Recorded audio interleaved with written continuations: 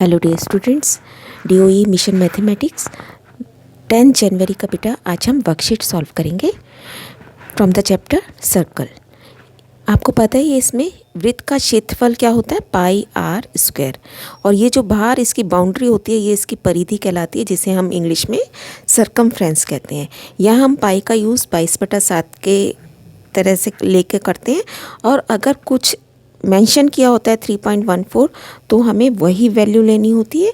Otherwise जहाँ कुछ भी मेंशन नहीं होता आप हमेशा पाई को 22/7 लेकर चलेंगे।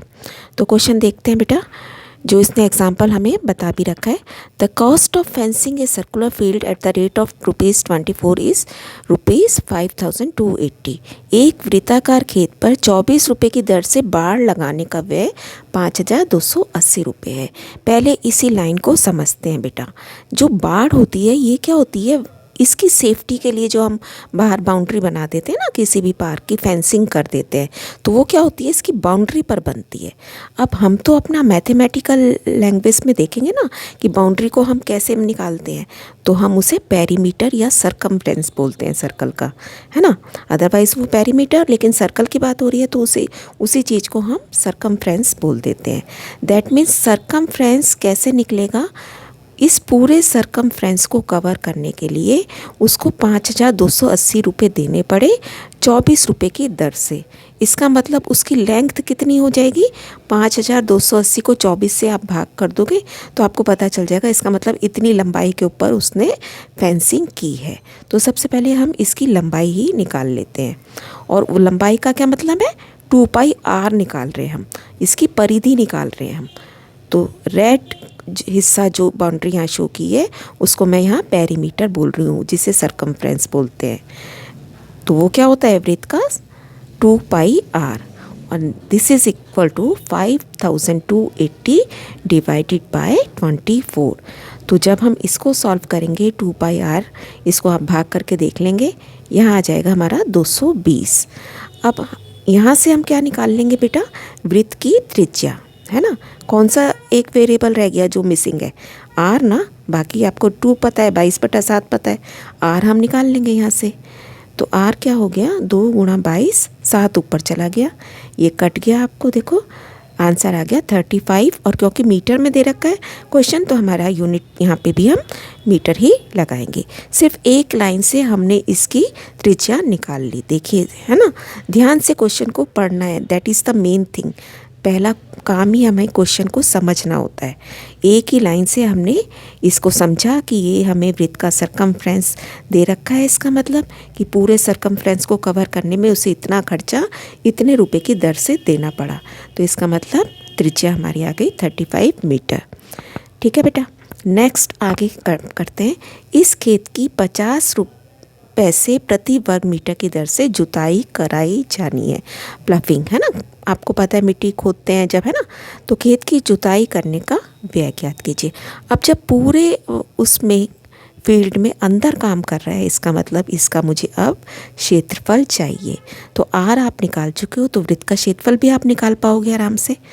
सो πr² इज इक्वल टू 22/7 × 35 × 35। 7 से 35 एक बार काट सकते हैं, हमारे पास आ गया 22 × 5 110, और 35 को ऐसा का ऐसे ही लिख देते हैं। बेटा जहाँ पे भी इजी कैलकुलेशन है उसे आप साथ साथ सॉल्व कर दो, लेकिन जहाँ आपको लग रहा है कि देखो अब ये बड़ा नंबर आ गया, इसे हम अभी, क्योंकि हमारा क्वेश्चन अभी कंप्लीट नहीं हुआ, इसे अब हम यहाँ पे भी अभी ही छोड़ देते हैं। आगे इसे जब फाइनल कैलकुलेशन होगी तब इसे सॉल्व कर लेंगे।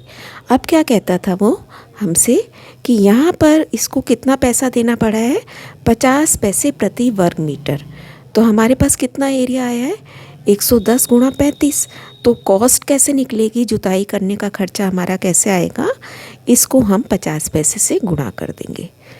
110 × 35 × 50 पैसे।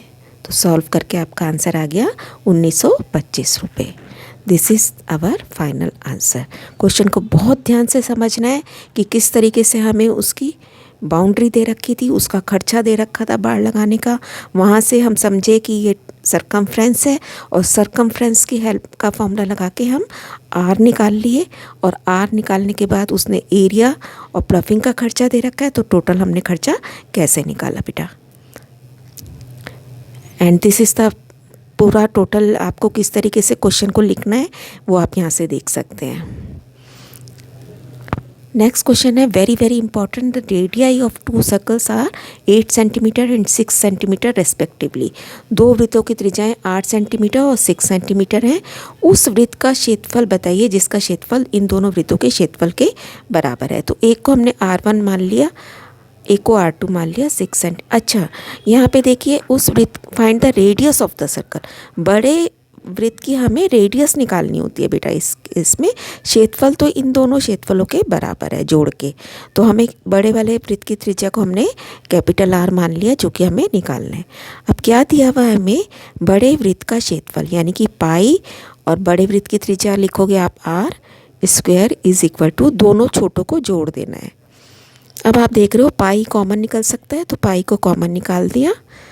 R1 की वैल्यू क्या है 8, 8 का स्क्वायर। R2 की वैल्यू क्या है 6, तो 6 का स्क्वायर। यहाँ पे भी पाई था, यहाँ पे भी पाई कॉमन आके कट गया दोनों जगह से। क्या बचा, R² is equal to 64 plus 36, that becomes 100। इसका मतलब R किसके इक्वल है, √100 के, और √100 इज 10 सेंटीमीटर। बड़े वृत्त की त्रिज्या हमारे पास क्या आ गई, रेडियस 10 सेंटीमीटर। दैट्स ऑल बेटा, keep on learning, stay blessed.